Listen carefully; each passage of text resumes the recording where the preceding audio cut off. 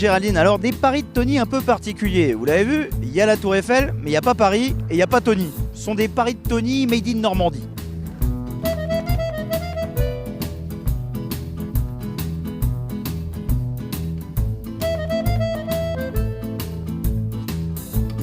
Nous voici donc à Vire, dans le Calvados, où on va découvrir les secrets de fabrication de la torche. C'est parti.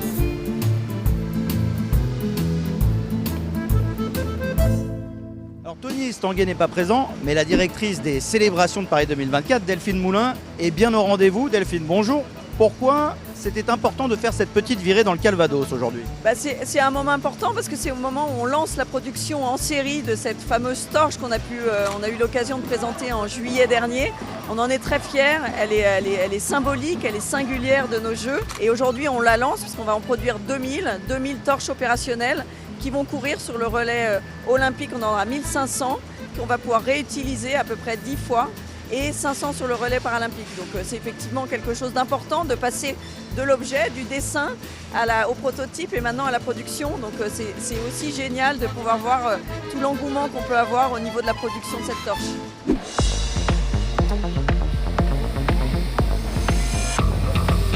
On est avec Mickaël à la découpe. Alors vous êtes un petit peu le Luke Skywalker de la torche, c'est ça? Peut-être pas quand même, mais non, je suis opérateur régleur. Et on a mis au point cette torche avec mes copains du bureau d'études et de la qualité. Et du coup, on était les premiers à faire la torche, donc on était une grosse fierté pour nous, pour notre entreprise. Parce qu'il y avait quand même de la concurrence dessus, donc on est très fiers de pouvoir le faire. Je sais qu'il y a du boulot, donc je vous laisse repartir à la découpe. Merci. Ça va, j'ai le temps là. Que la force soit avec vous. Ouais, merci beaucoup. En plus, j'adore Star Wars. Juste pour comprendre un peu le principe, c'est quoi ce spectacle de jeux et lumière?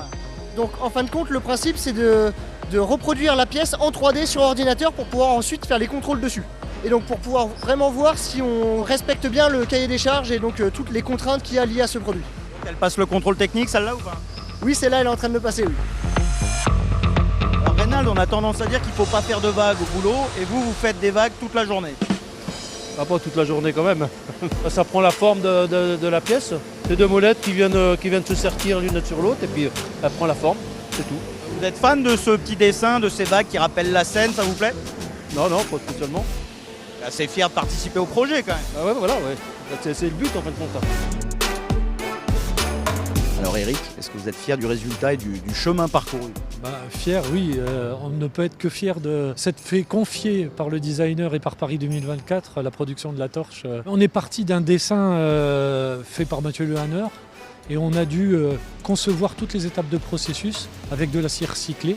Ça, c'est l'importance pour être dans les valeurs de Paris 2024, de vouloir diviser par 2 l'empreinte carbone des Jeux Olympiques. Et donc nous, on élabore l'acier avec de ce qu'était auparavant une voiture, une partie de voiture ou une machine à laver. Et on a recyclé cet acier-là pour en faire cette magnifique torche. Eric, je peux vous demander une faveur, je peux porter la torche? Oui. Je ferai peut-être pas partie des 10 000 relayeurs de la torche, mais c'est quand même la 2e fois que je la porte et tout le monde ne peut pas en dire autant. Merci, je peux la garder? Non. Bon, une de plus, une de moins. Non, c'est très réglementé. Bon, j'ai essayé. On en trouvera une, un moment, on en trouvera une.